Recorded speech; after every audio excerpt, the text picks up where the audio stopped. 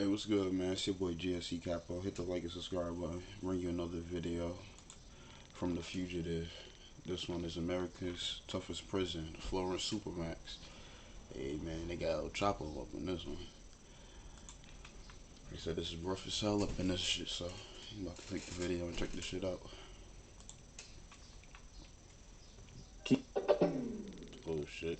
I think I just turned my speaker off. Hold up.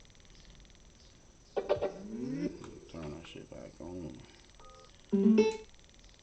Prison. The concept of an uber-secure maximum security prison didn't just come out of nowhere. Officials at the Federal Bureau of Prisons found themselves dealing with a major problem. How were they going to punish some of the most violent? Let's bring this back. A Supermax prison is a unit that houses prisoners considered to be too dangerous either to themselves or other prisoners in a regular prison. Regular prison, which isolates prisoners too dangerous for regular society. In the United States, the ADX Florence is the last federal Supermax and the toughest prison in the country. Home to dangerous men, like drug kingpin Joaquin El Chapo Guzman, life inside the Alcatraz of the Rockies, as it is called, is just what you'd expect, and yet shocking all the same. The history of the Florence Supermax prison. The concept of an uber-secure maximum security prison didn't just come out of nowhere. Officials at the Federal Bureau of Prisons found themselves dealing with a major problem. How were they going to punish some of the most violent and dangerous criminals out there? The ones that proved themselves a problem to everyone around them. In 1983, Thomas Silverstein and Clayton Fountain, members of the Aryan Brotherhood, fatally stabbed correctional officers Merle Klutz and Robert Hoffman inside Marion Penitentiary. The stabbings were blamed on inadequate prison design, and Federal Bureau of Prisons Director Norman Carlson argued for the creation of a new type of facility. This new facility would be one where the most uncontrollable inmates could be isolated from correction officers and other prisoners for security and safety. Under his guidance, Marion began to be operated in permanent lockdown for the next 2 decades. It would become a model for the design of the Florence Supermax.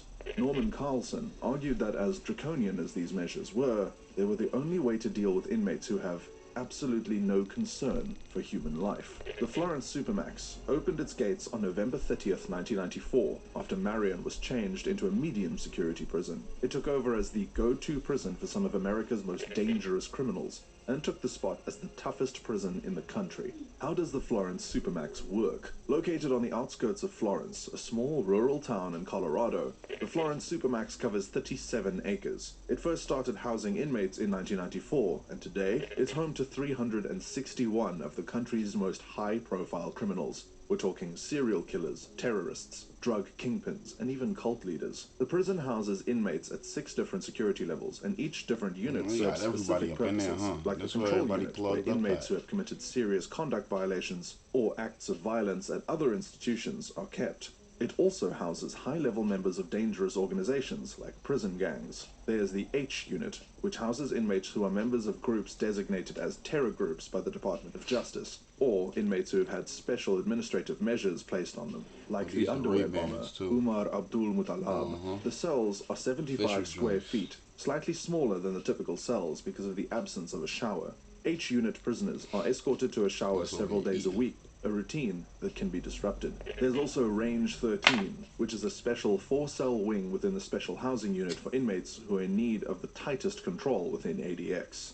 You have to be a real special piece of work to be kept in this unit. As of 2022, the only publicly known inmates who were once incarcerated in this unit were Thomas Silverstein, considered one of the most violent prisoners in the United States, and Ramzi Youssef, one of the main perpetrators of the 1993 World Trade Center bombing. There are 2 intermediate units that are housed what are known as step-down inmates. These inmates can earn a transfer to another institution if they keep on their best behavior during their incarceration. This is the only unit in ADX where inmates secure themselves in their own cells, have the freedom to walk around in their range, and associate with other inmates. Then, there are the general population units called Delta, Echo, Fox, and the Gulf units. For an hour each day, inmates are allowed out of their cells for exercise and phone calls if they've earned the privilege. They exercise in a concrete pit that resembles an empty swimming pool, also strategically designed to prevent inmates from knowing their exact location in the facility. The pit is large enough only for a prisoner to walk 10 steps in a straight line or 31 steps in a circle. Good behavior might earn inmates more. That's how that shit was when I was in Florida in Port Charlotte. They had that little ass motherfucking square. They ain't had no hoop or nothing. All you could do was look up in the sky and shit. Shit crazy. Outside time, and a possible transfer away from this veritable hellhole for the most fortunate. Life in a cell at the Florence Supermax. Inmates here suffer through 23 hours of single-cell confinement under 24-hour supervision, with only 1 hour a day to exercise or socialize. Picture sitting locked up in a tiny 7 by 12-foot room all day by yourself. That's basically a day in the life of a Supermax inmate. The prison cells are designed as soundproof rooms with a single 4-inch slit for a window, their only access to the outside world. Each cell features a desk, stool, and bed, constructed almost entirely out of poured concrete. The rooms are deliberately designed to stifle inmates' freedoms and to stop them from potentially becoming a danger to themselves or others. The toilets are designed to shut off if an inmate decides to clog it, and the showers run on a scheduled timer. The sinks are also designed without taps, just in case someone tries to fashion it into a weapon or to use it to commit self-harm. Entertainment in these cells is, unsurprisingly, very little. If you aren't staring at a light bulb all day, you might be lucky enough to have a radio. Or, in very rare cases, you might be one of those good behavior inmates that have the privileges of a TV in the cell. Even the 4-inch by 4-foot windows can't provide much in the way of entertainment. They are deliberately designed to prevent inmates from knowing their specific location within the complex. All they can see is the sky and the rooftops through them, making it virtually impossible to plan an escape. Basically, life inside this prison can be described in one word: isolating. Inmates barely get to see outside of their cells. Food is hand-delivered to each of the prisoners' cells to prevent the need for a mess hall. Reports from a guided tour of the prison described an astonishing and eerie quiet within its walls. 60 Minutes producer Henry Schuster once stated, "A few minutes inside that cell and 2 hours inside Supermax was enough to remind me why I left high school a year early. The walls close in very fast." Inmates' daily nutrition is also controlled, way more than you might expect in a typical prison. They're given specific meals to ensure they don't use the food to hurt themselves or cause unsanitary conditions in their cell. Escape-proof. The Florence Supermax has a reputation for being escape-proof. No one, since its creation, has managed to escape the facility. Besides what you might have already gleaned from my description of the facility and the cells, the prison has a bevy of security measures to keep prisoners inside, like multiple motion detectors, cameras, and 1,400 remote-controlled steel doors. The cells also have electric lights that can only be turned off or on remotely, making 24-hour surveillance very easy. If prisoners try anything funny, guards have the ability to trigger a panic button, which seals all doors in the institution, making an already difficult escape near impossible. It's not as if making it to the outer perimeters means you're home free either. There are pressure pads and 12-feet razor-wired walls that encircle the perimeter, which is monitored by heavily armed guards, who are trained to shoot first and ask questions later. It's not all doom and gloom. For some lucky inmates, all they have to do is just wait it out. Florence Supermax was never really designed to hold inmates for a very long time. The long-term goal of Florence was originally to keep most inmates for about 3 years, and then to transfer them to less restrictive prison to serve the remainder of their sentences. Only 5% of inmates reportedly serve their entire time at the Supermax, while the remaining 95% get transferred at some point. Famous inmates at the Supermax. Leaders of organized crime syndicates. Joaquin El Chapo Guzman is the former leader of the Sinaloa cartel and is widely considered to have been one of the most powerful drug traffickers in the world. That is, until he was extradited to the United States in 2019, where he was incarcerated in Florence Supermax. Unlike him, Larry Hoover was not extradited, as he was the co-founder of the American street gang, the Gangster Disciples. And despite pleas for his release from people like Kanye West, Hoover is currently serving 6 life sentences at the Florence Supermax for conspiracy, extortion. Man, free that man Larry Hoover, bro. They did him dirty. They in there, they charged him with every murder that a gangster disciple did. Like, that shit is wicked.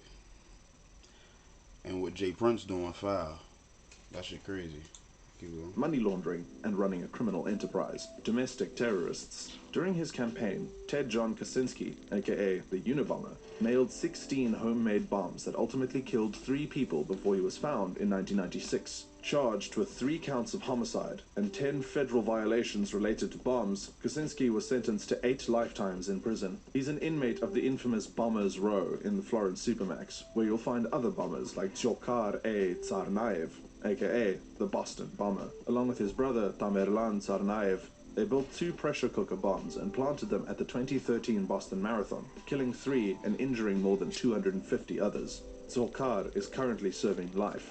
International terrorists. Umar Abdul Muttalab, aka the underwear bomber, is the terrorist who attempted to detonate plastic explosives hidden in his underwear while on board a flight from Amsterdam to Detroit, nearly killing 289 people. He was sentenced to 4 life terms plus 50 years without parole. There's also Ramzi Ahmed Yusuf, who is serving life plus 240 years for his involvement on February 26, 1993, in a terrorist attack at the North Tower of the World Trade Center. Serial killers. Florence Supermax isn't just filled with terrorists, though. There are also serial killers, like Michael Swango, nicknamed Dr. Death, serving 3 consecutive life terms. Michael Swango used his medical license to poison patients and colleagues. It is believed that Swango murdered more than 60 people. Espionage. Robert Hansen was a double agent who spied for Soviet and Russian intelligence against the United States from 1979 to 2001, and is currently serving 15 consecutive life sentences without parole at Florence Supermax. Controversies. Speaking of espionage inmates, there's one potential new inmate who's been really popular in recent decades, Julian.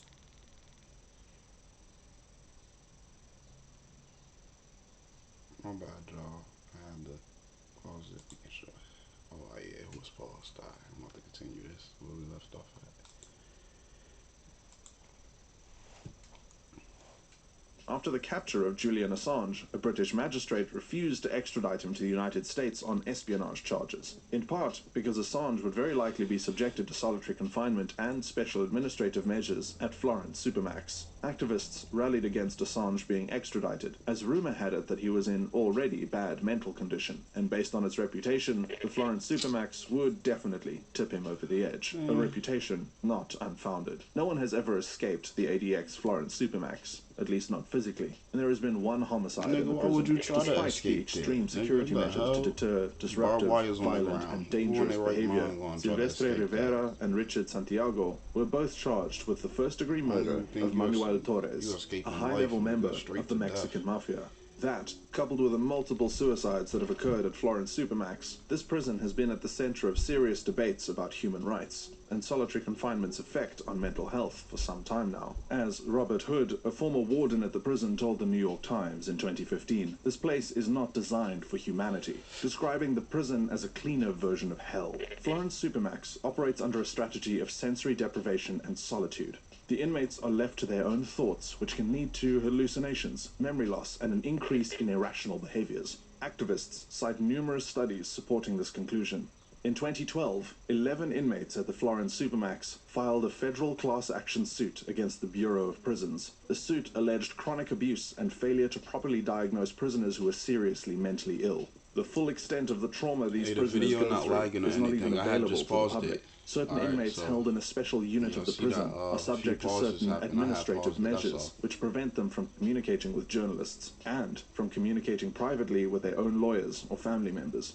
Concerns about the mental health of inmates might be waved off because, after all, Florence Supermax is holding some of the most heinous criminals imaginable. If you enjoyed this video, you should click on a video on the screen. It's pretty good too, just like this one. See you there. Yeah, that's out with that one, man. Shit. I don't wish jail on nobody. So unless they some type of rapist or some shit like that. But like you see these niggas suicide bombers and shit. Hell to the nah, man. But shit. Hope y'all enjoyed this video. Hit the like and subscribe button. I'm gonna drop another one.